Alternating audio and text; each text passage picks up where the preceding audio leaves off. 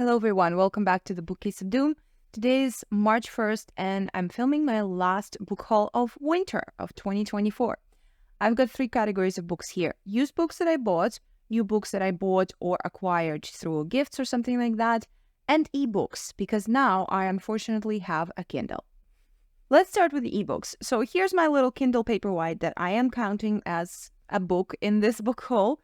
And here are some books that I have purchased in it since I got it. I purchased An Education in Malice by S.T. Gibson. Here's the cover. It's very beautiful.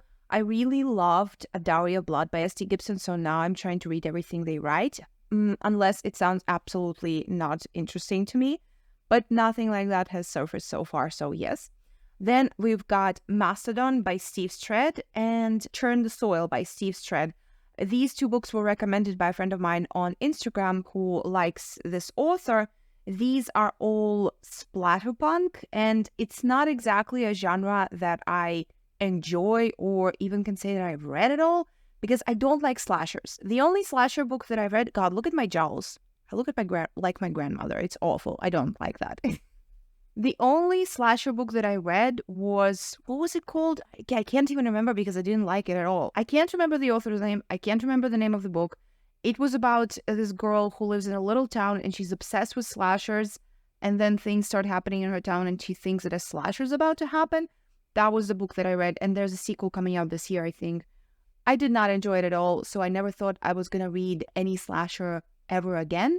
But here I am, trying, because Dustin on Instagram said that these were actually very good and they are more horror than slasher, I think, anyway, so that's going to be interesting for me. Now let's move to the new books that I have bought for myself or that were gifted to me.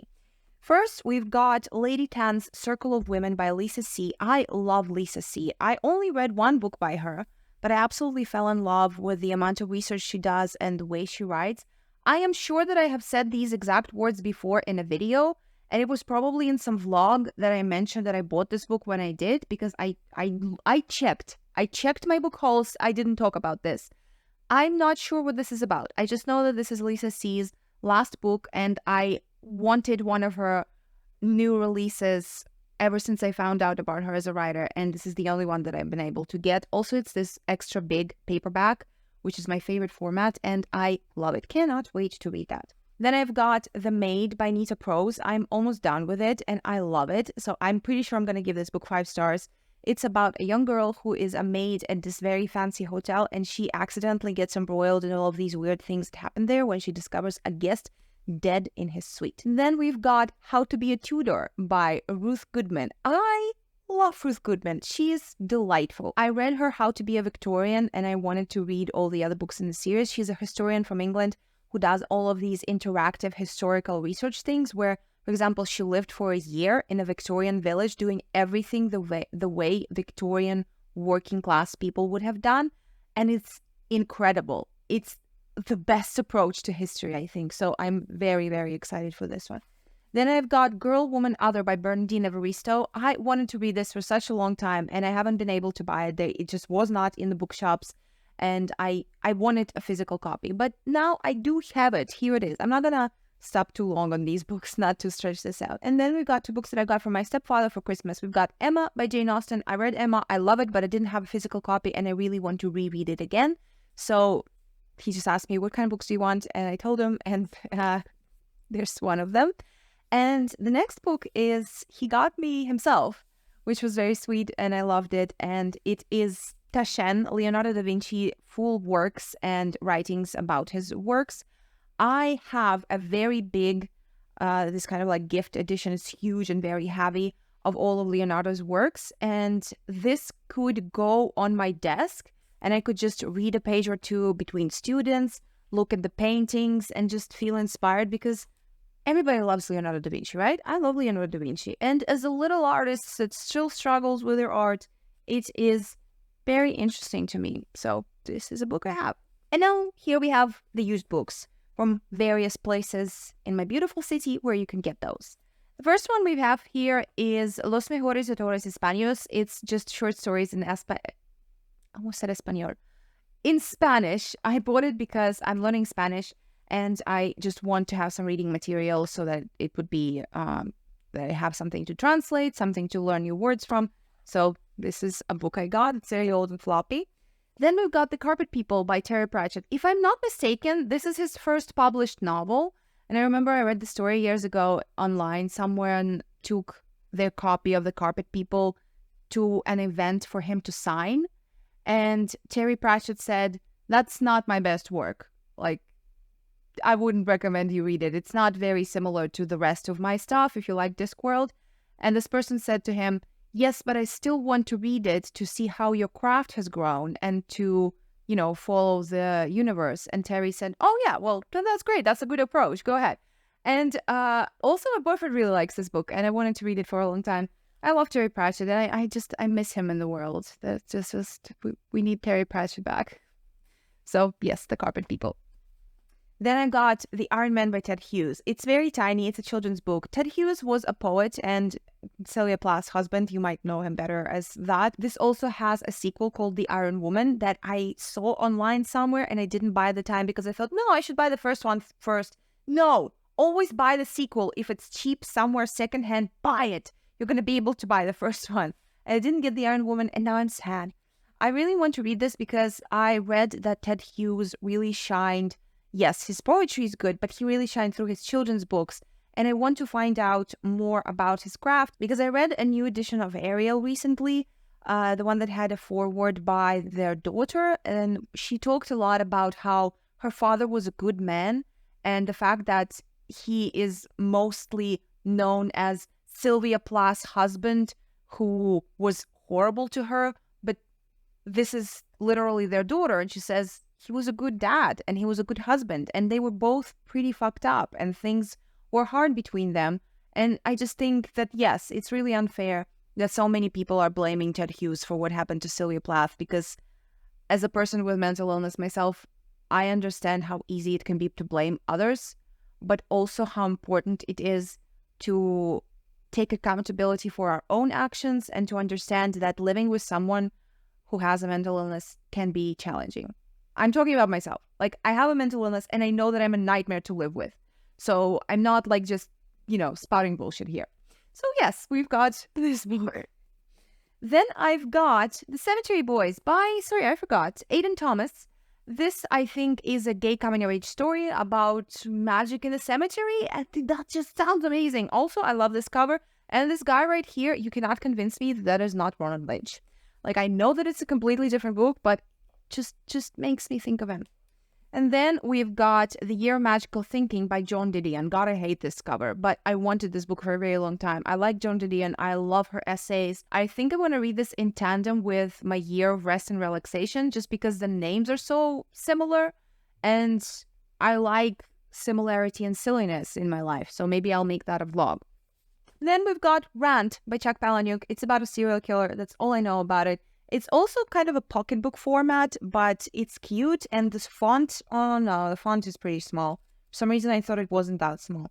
But it's okay. I'll still read it because I love Chuck Palahniuk and I need to read this. The next one is The Good Child's Guide to Rock and Roll by Carol Ann Duffy. It's this very cute little hardcover.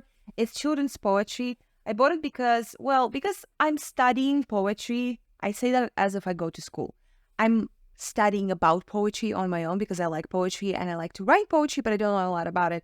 And Carol Ann Duffy, she wrote The World's Wife, which I also have somewhere. I just wanted to read more of her poetry because I love the poems from The World's Wife that I have read so far. And also for another reason that I wanted to read Carol Ann Duffy that I'm not going to mention right now because it's stupid and it's for another video. Is it interesting to watch my videos or do I just blabber on and jump from topic to topic and all you can hear is just ADHD, or can you like hear a coherent story here? I hope you do.